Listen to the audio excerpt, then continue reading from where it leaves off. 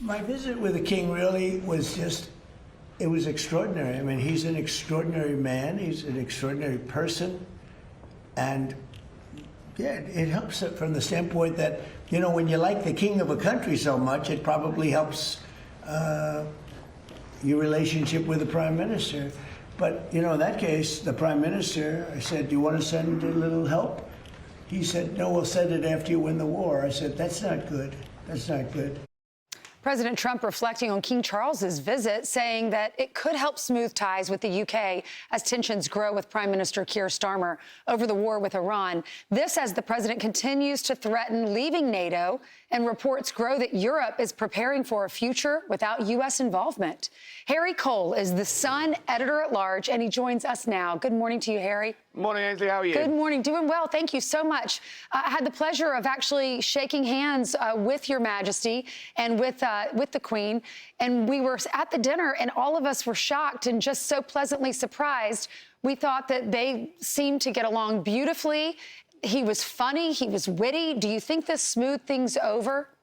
I had the pleasure of seeing His Majesty on Monday as well, and he was pretty cock-a-hoop to be here. There was a couple of reports earlier on in the week back in the UK that he didn't want to come on this trip, but Buckingham Palace delighted with how it is going. Look, you can see that Donald Trump has a real warmth for the royal family. For Britain, this is soft power, about as soft as our power gets. I mean, when they were standing there at the White House and they were passing over that wonderful gift of a bell from a British submarine, emblazoned with Trump, it was even golden in shade. You can see it's going to go on the wall in the Oval Office imminently, I imagine. This is exactly what they wanted the pictures they wanted from this visit. Buckingham Palace delighted with how it's going so far. Yes, Keir Starmer and Donald Trump probably not going to make fix bridges very easily. The two of them are always very different. It was always quite an unlikely bromance that they had developed early on in their premierships.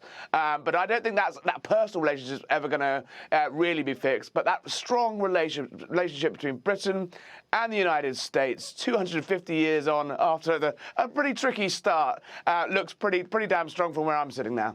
We've heard our president make threats saying he's going to leave NATO repeatedly. And now we're hearing that NATO is preparing for that. Here's King Charles urging NATO unity. The commitment and expertise of the United States Armed Forces and its allies lie at the heart of NATO, pledged to each other's defense, protecting our citizens and interests, keeping North Americans and Europeans safe from our common adversaries.